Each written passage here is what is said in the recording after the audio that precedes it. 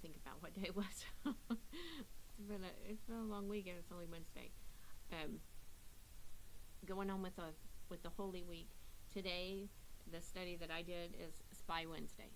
Spy Wednesday. And it covers Matthew chapter 26, starting at verse 14. And it says, Then Judas Iscariot, one of the 12 disciples, went to the leading priests. So he went to the leading leaders of that area and asked, How much will you pay me to betray Jesus to you? And they gave him 30 pieces of silver. From that time on, Judas began looking for the right time and place to betray Jesus. Jesus knew that was going to happen. He knew one of them was going to do that. And then after that happened, the disciples are preparing for Passover. And Jesus tells them where to go, where they're going to have Passover. And then they start the dinner. But when it was evening, Jesus sat down at the table with the 12 disciples. While they were eating, he said, The truth is, one of you will betray me.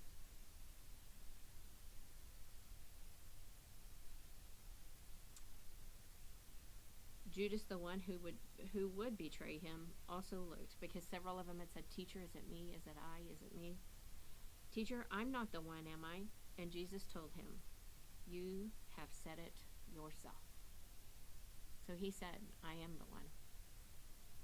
I'm the one that's going to do that. And we talked about it this morning in Women's, and we talked about it Sunday night in Women's. Why do we think that Judas did that? 30 pieces of silver was a lot of money back then. Was he jealous of what Jesus was doing? Was he going to take that money and do his own ministry? Was he going to build his own temple? What was his reasoning behind that? But the thing that we have to understand is Judas did not think, he did not fathom that they were going to kill him. He thought he would be put in prison, like all of the others had done, all of the things that had happened. He thought, oh, they're just going to take him to prison. And when he finds out that Jesus is going to be killed, gotta find the right verses. In verse 27, or chapter 27, verse 3, it says, When Judas, who had betrayed him, realized that Jesus had been condemned to die, he was filled with remorse. Because again, he didn't think they were going to kill him. They were just going to throw him in prison. And when he realized what was going to happen, he was filled with remorse. He was upset. We have to remember also that Judas did this pre-New Covenant, pre-Jesus dying on the cross for us. He did it prior to that. So what was he supposed to do when they sinned? He's supposed to go back to the priest, admit the sins, and do what they have instructed him to do. So he took the 30 pieces of silver back to the leading priest and other leaders. I have sinned, he declared. He knew what he had done was wrong.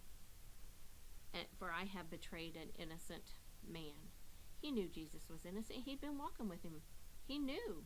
He absolutely knew who Jesus was, what he was capable of, all the miracles he had seen, all of those things. He knew who Jesus was. What do we care? They retorted. So sometimes our actions have consequences, and we don't think about those consequences when we make the action, when we do the action. That's your problem. Then Judas threw the money onto the floor of the temple and went out and hanged himself. So Judas knew what he did was wrong. Judas knew that he couldn't go to these priests because they said, that's your problem, not ours. What do you want us to do about it? So he was honest, and he told him he had sinned, and he went out and he hung himself because he didn't see a way out. He didn't know. Even though Jesus had told them, He didn't know what was coming. He didn't see a way out, so he went and he took his own life. He made a permanent decision on a temporary hardship because Jesus would forgive him if he would have gone to Jesus. So small compromises lead to big consequences. Sometimes when we are like, oh, that's not that big of a deal, it's okay, it's okay. Sometimes it leads to big consequences, and we have to understand that. And then we also have to understand, what do we put before Jesus? Because that betrays him in itself. What do we put before him? What is in our heart that we have put before him? And what am I trading for Jesus? Am I trading going out with friends? Am I trading whatever it may be? Kids' ball games, this, that, the other. Am I doing these things instead of doing what Jesus asked me to do? If we're following him implicitly and we're doing what he's asked us to do and we still have time for those things, that's amazing. That's great. That's wonderful. But we have to make sure that we make time for Jesus first before we make time for all the other things. So that is Wednesday of Holy Week. And we talked this morning and Sunday. I don't think it was 7 days. I just don't think it was. I think it occurred over a period of time, and we just put it in our time frame to make it simple, maybe, or I don't know. Maybe I'm wrong, and maybe it was one day. Maybe it was 7 days. That seems like a lot. 7 days. But in just one day we can have a lot. In one day our whole world can crumble. In one day we can have somebody just like Judas beat us to the lions by their words, their actions, but mostly their words.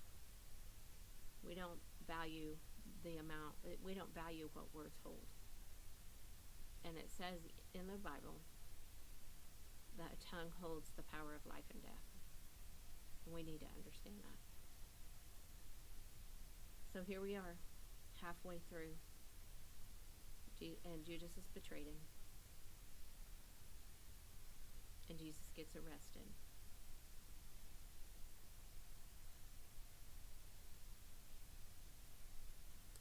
Makes me sad to think about. But then as the story goes on, there's some power in this story. So I'll join you again tomorrow. I hope you guys have a great, great Wednesday. Be weather aware tonight. I just looked at the weather a while ago. It should come in after 8 o'clock, they said. So we are going to have youth tonight. Should be able to get all the kids back home and everything before anything happens. So we are going to have have youth tonight. So I will see you guys tomorrow. Sorry, my phone's ringing. I will see you guys tomorrow, and we will talk about what happened next. See you then.